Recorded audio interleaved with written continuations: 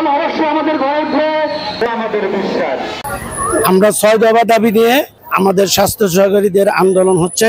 বিগত সরকার আমাদের টেকনিক্যাল মর্যাদা ঘোষণা দিয়েও আমাদেরকে স্কেল দেয় নাই। তার পরিপ্রেক্ষিতে সারা বাংলাদেশ আজকে ধর্মঘট চলছে সিভিল সার্জন অফিসের সামনে 6 দফা দাবি নিয়ে। ৬৬ জেলায় স্বাস্থ্য সহকারী অবস্থান কর্মসূচি পালিত হচ্ছে। আমাদের প্রধান দাবি, আমরা মাঠে ঘাটে কাজ করি, সৃষ্টিকুল মানুষের সেবা প্রদান করে থাকি।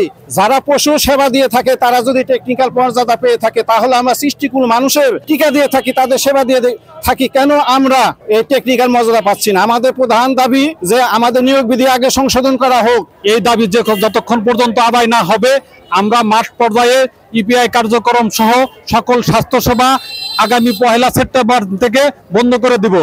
আমি মাননীয় স্বাস্থ্য উপদেষ্টার মাধ্যমে প্রধান উপদেষ্টাকে বলবো আগামী সেপ্টেম্বরের আগেই আমাদের জন্য জিওর মাধ্যমে এই 14তম গ্রেড প্রদান করা হয়। 6 দফা দাবি, তার মধ্যে মূল হলো 3টি।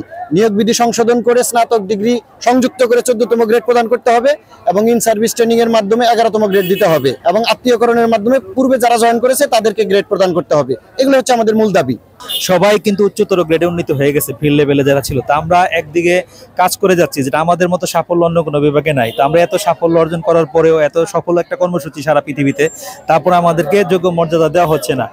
সবচেয়ে বড় বিষয়টা হচ্ছে যে আমাদের কর্তৃপক্ষের সবাই কিন্তু স্বীকার করে যে আপনাদের কাজ টেকনিক্যাল, আপনাদেরকে টেকনিক্যাল মর্যাদা দেওয়া উচিত। টেকনিক্যাল মতামত দেওয়ার জন্য যে ট্রেনিং এর মাধ্যমে আমাদের সে ব্যবস্থা করতে হবে। যতদিন আমাদের এই দাবি দ্রুত বাস্তবায়ন না করছে ততদিন আমরা রাজপথ ছাড়বো না এবং আমরা সারা বাংলাদেশের এই স্বাস্থ্য সহকারীরা কোনোভাবেই আমরা আশ্বাসের মাধ্যমে আমরা আর এইভাবে আমাদের এই কর্মসূচি আমরা মাঠে ফিরে যাব না। আমাদের কর্মসূচি যতদিন অর্ডার না হচ্ছে ততদিন চলছে এবং চলবে।